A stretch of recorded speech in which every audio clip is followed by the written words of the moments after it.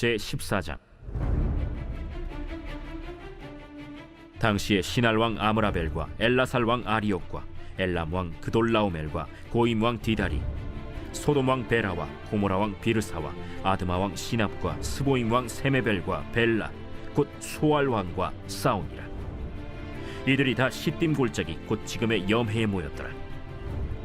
이들이 12년 동안 그돌라오멜을 섬기다가 제13년에 배반한지라. 제14년에 그돌라오멜과 그와 함께 한 왕들이 나와서 아스드롯 가르나임에서 르바 족속을, 함에서 수스 족속을, 사웨 기리아다임에서 엠 족속을 치고 호리 족속을 그 산 세일에서 쳐서 광야 근방 엘바란까지 이르렀으며, 그들이 돌이켜 엔미스밭 곧 가데스에 이르러 아말렉 족속의 온 땅과 하사손다말에 사는 아모리 족속을 친지라.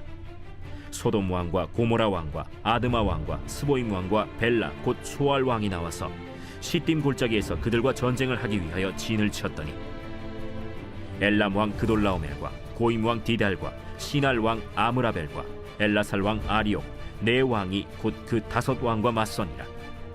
시딤 골짜기에는 역청구덩이가 많은지라. 소돔 왕과 고모라 왕이 달아날 때 그들이 거기 빠지고 그 나머지는 산으로 도망하매, 네 왕이 소돔과 고모라의 모든 재물과 양식을 빼앗아가고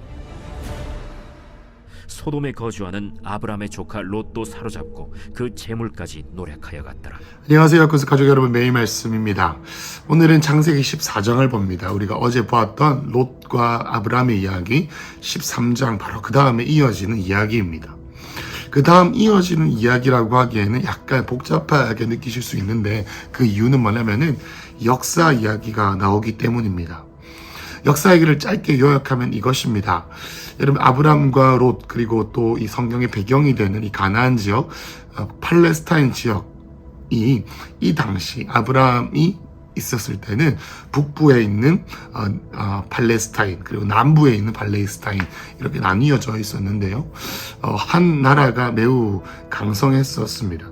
그것은 뭐냐면 엘람이라고 하는, 엘람 왕이라고 하는 그돌라오멜이라고 하는 자였고, 또 그 그돌라오멜이라고 하는 왕에게 남부에 있었던 이 팔레스타인 나라들인 소돔과 고모라, 아드마와 시납과 세메벨과 벨라, 이 5 왕들이 조공을 바치고 있었던 것이죠.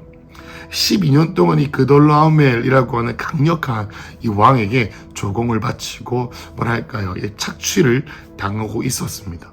그러던 중에 이 남부에 있던 5개 나라의 5 왕이 연합을 해서 이 그돌라오멜이라고 하는 왕에게 반기를 둔 것입니다.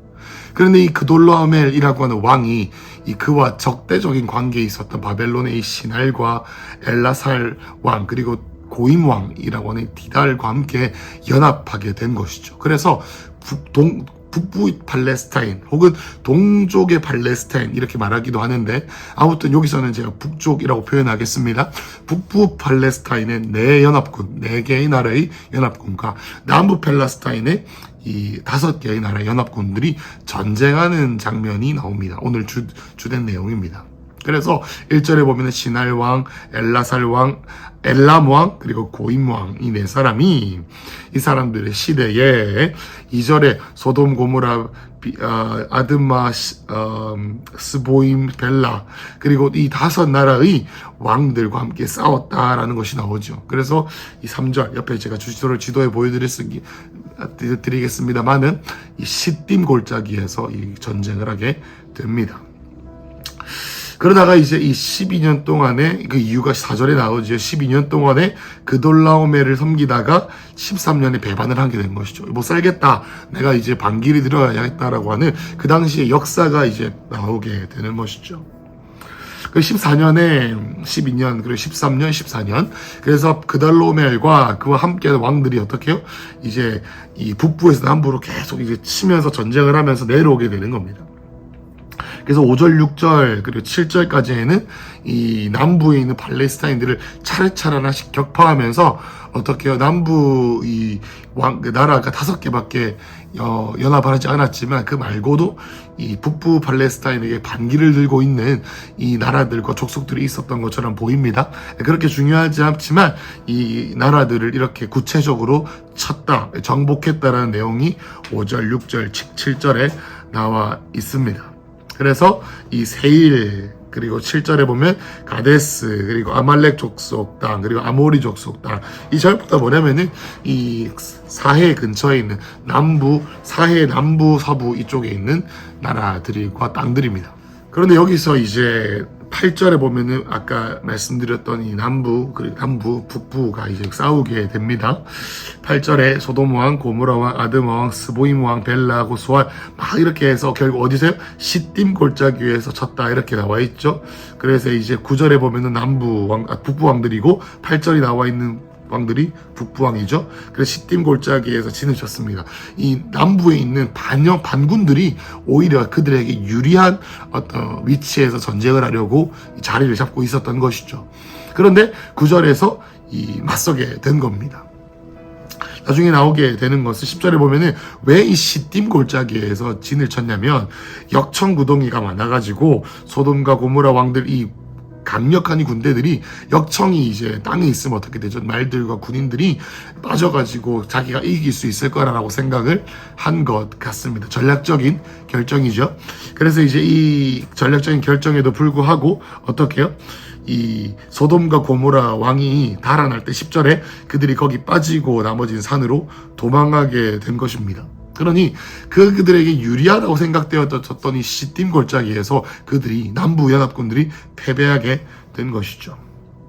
그래서 내왕, 어디에 내왕입니까? 북부에 있는 내왕이겠죠. 북부의 내왕이 소돔과 고모라의 모든 재물과 양식을 뺏어갑니다. 그리고 소돔에 거주하는, 문제는 여기 마지막 자리입니다. 오늘 묵상에 소돔에 거주하는 아브라함의 조카 롯도 사로잡고 그 재물까지 노략하여 갔더라 라는 것이 오늘 묵상의 마지막 절입니다.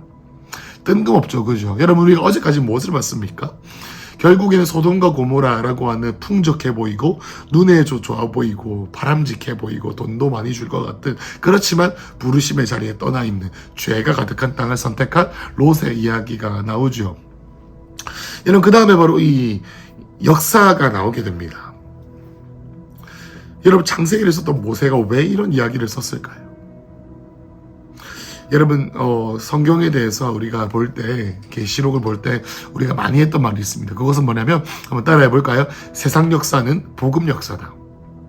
한 번 더요. 세상 역사는 복음 역사다라고 합니다.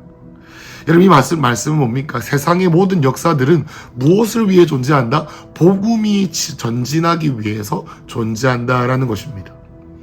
세상에 있는 세계사들, 그래도 고대 근동의 역사들, 그리고 세계에 있는 모든 역사들과 일어나는 일들이 우리가 학교에서, 고등학교에서 배웠던 국사 시간, 근현대사 시간, 세계사 시간, 이 모든 것들이 있지만 이것이 중요하지 않다라는 것이 아니라 이 모든 것들이 향하는 곳이 어디다? 복음이 어떻게 전진하는가라는 것이죠. 여러분들 성경을 읽을 때 기억해야 되는 것은 뭐냐면 이것입니다. 여러분, 이 역사, 남부연합군과 북부연합군의 이야기가 그 당시에 이 세상을 살아갔던 사람들의 가장 큰 관심, 가장 큰 내러티브, 가장 큰 줄거리였습니다. 여러분, 그런데 그럼에도 불구하고 하나님께서 이 모든 역사에 대한 이야기를 하시면서 오늘 그리고 내일 묵상 본문의 내용인 이 롯이 잡혀가고 아브라함의 집에서 길리고 올렸네 318명의 군대 사병들을 데리고 이 내왕, 이 남부의 5왕들이 연합해도 절대 물리칠 수 없었던 이 내왕을 누가 물리칩니까? 이 아브라함과 이 318명의 기르고 올렸네 이 전사들이, 그 영적 가족들이 이 군대를 이기게 되는 것이죠. 이것을 위해서 이렇게 말한 이 역사들을 읊은 것입니다. 여러분, 우리가 이 성경을 볼 때, 이 이야기들을 볼 때 남부연합군과 북부연합군의 전쟁이다라고 쉽게 생각할 수 있지만 이 말은 뭐냐면 나중에 이 남부연합군과 북부연합군의 싸움 자체가 아브라함이라고 하는 하나님의 약속을 받은, 하나님의 자녀, 하나님의 기름 부음 받은 자, 하나님의 언약을 받은 자를 키우고 성장시키고 돌파하게 하는 쓰임받는 도구로 받는 것을 우리는 꼭 기억해야 합니다. 이렇게도 장황하게 세상 역사인 남부연합군과 북부연합군의 싸움을 썼던 이유는 이렇게 하시기까지 주님께서 전쟁을 사용하셔서 아브라함을 복의 통로로 사용하셨다. 롯을 구원하는데 사용하셨다라는 것을 꼭 말씀하시기 위해 하나님께서 이렇게 하신 것이죠. 여러분 또 우리가 기억해야 되는 것은 뭡니까? 결국엔 롯이 자기 생각대로 자기 눈에 보이는 대로 살아갔다가 눈에 보이는 대로 역사의 흐름 가운데 휩쓸려서 결국에는 이 내 왕의 이 포로로 잡혀가게 된 것이죠. 여러분 우리가 또 이것을 통해 알아야 합니다. 여러분 이 내 왕인 그 중에서도 가장 포악한 왕이었던 그돌라오멜이라고 하는 왕이 있죠. 여러분 이 왕이 포악하고 이 너무나도 포악한 방법으로 사람들을 착취하고 이 주위에 있는 부족들을 착취하는 이 현실들이 결국에 뭡니까? 아브라함이라고 하는 하나님의 약속을 받은 자를 강하게 하기 위한 하나님의 섭리였다라는 것을 기억해야 합니다. 여러분 우리가 우리의 상황 가운데 놓여져 있는 세상 역사처럼 보이는 일들, 우리나라의 상황들, 그리고 우리의 가정의 상황들, 그리고 우리가 속해 있는 상황들이 우리에게 어떤 메시지로 다가오십니까? 어떻게 우리의 상황들을 우리는 맞이하고 있나요? 여러분 아브라함의 이야기, 성경이 아브라함에 대해서 주목하고 성경이 아브라함의 관점에 대해서 쓰는 이 문체와 이야기들을 볼 때 우리가 꼭 알아야 되는 것은 믿음의 자손인 우리도 함께 우리 기억해야 되는 것이 우리 주위에 있는 모든 환경들이 우리를 향해 반대되는 것 같고 어렵게 하는 것 같고 낙담하게 하는 것 같고 그 포악함과 그 위대함과 강력함으로 나를 압도시키고 나를 낙담시키게 만드는 것처럼 보이지만 뭡니까? 그것이 나로 하여금 더 나아가고 돌파하고 하나님의 약속 안에서 내가 성장하게 하기 위한 그러한 계기다라는 것을 꼭 기억하시기를 축복합니다. 여러분 우리의 나라의 상황, 우리 부산의 상황, 우리 가정의 상황 가운데 우리가 어떤 말을 하고 어떤 메시지로 반응하고 계십니까? 여러분 롯과 아브라함에게 돌파를 허락하시기 위해 하나님께서는 전쟁까지 사용하십니다. 우리의 삶 가운데 이해할 수 없는 사로잡힘과 같은 어려운 사건들을 결국엔 우리의 삶 가운데 오실 예수님을 위한 아브라함이 믿음의 조상으로 단련되어지고 연단되어지기 위한 그러한 작품임을 우리가 꼭 기억해야 될 줄로 믿습니다. 다시 한번 기억합시다. 세상 역사는 복음 역사입니다. 그러니 우리는 세상에 대해서 관심이 필요합니다.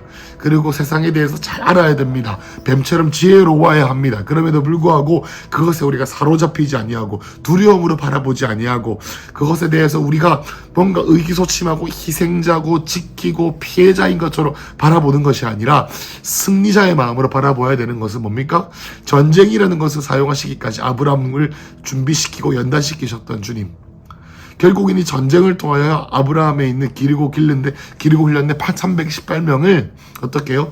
결국은 내일 본문에 나오는 이 집에서 기르고 길른데 318명이 군대로 일어나는 겁니다.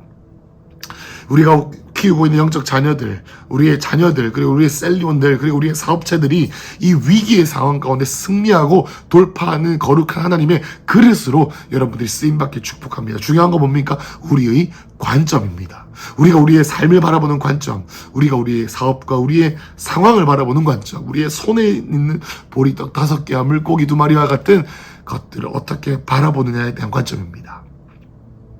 그래서 오늘 우리는 하루를 이렇게 바라보고 시작해야 됩니다. 하나님, 오늘 내가 우겨싸임이 하나님 아브라함을 하나님의 전쟁의 승리자가 되기 위해 세상 역사를 사용하셨던 것처럼 내 주위에 있는 모든 상황들을 원수가 나에게 악을 주기 위해서 원수가 나를 해하려고 준 이 모든 것들을 주님 나에게 선으로 바꿀 기회로 주신 주님을 찬양합니다.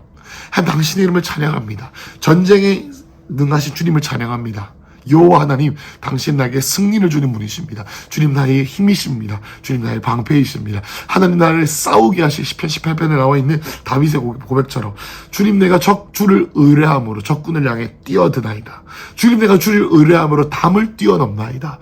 하나님 나에게 전쟁하게 하시려고 주님 나에게 힘을 주십니다. 주님 나에게 싸우는 법을 가르쳐 주십니다. 라고 시편에 나와 있죠. 그렇게 우리의 시선과 우리의 관점이 바뀌어야 합니다.